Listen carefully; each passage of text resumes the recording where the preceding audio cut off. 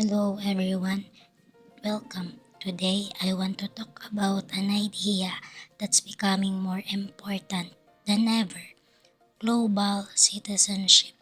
What is global citizenship?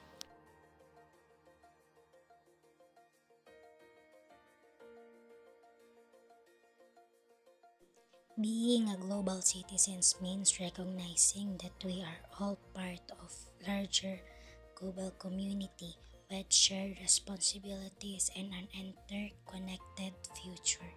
It's not about abandoning our local identity, but about adding a layer of global awareness and responsibility.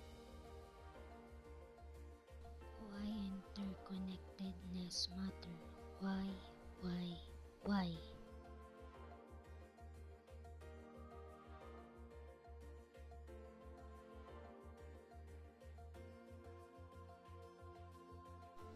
As you see in the video, just look around.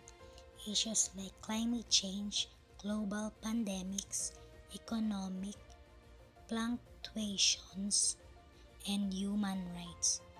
These don't stop at national borders.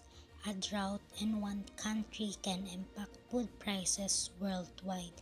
A conflict far away can lead to global displacement.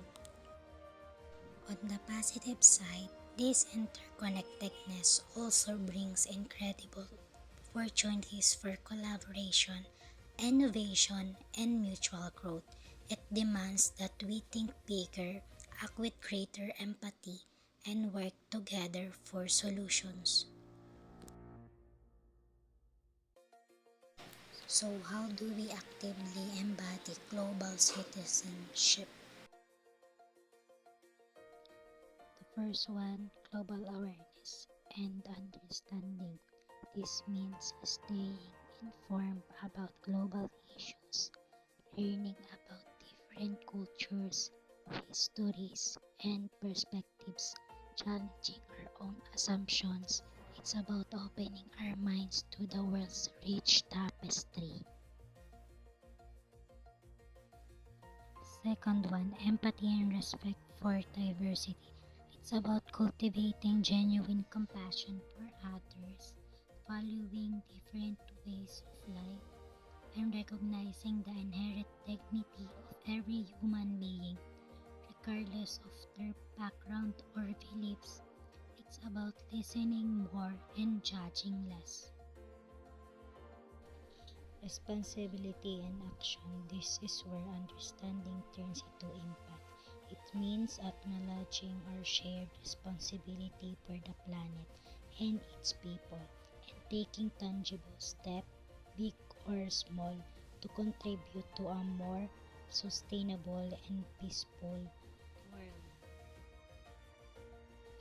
You don't need to be a diplomat or travel the world to be a global citizen. You can start right where you are every single day. Educate yourself. Make it a habit to seek out diverse news sources, learn about different cultures, and understand the interconnectedness of global events. The more you know, the more informed your actions will be. Engage locally, think globally, volunteer for causes in your community that have broader impact, like environmental cleanups or support for marginalized groups. Participate in discussions, both online and offline, that promote understanding and positive change. Global citizenship is not a destination, it's a continuous journey of learning, empathy, and action. Every conscious choice, every act of kindness, every effort to understand across divides, it all contributes to building a better, more just, and more sustainable world for everyone.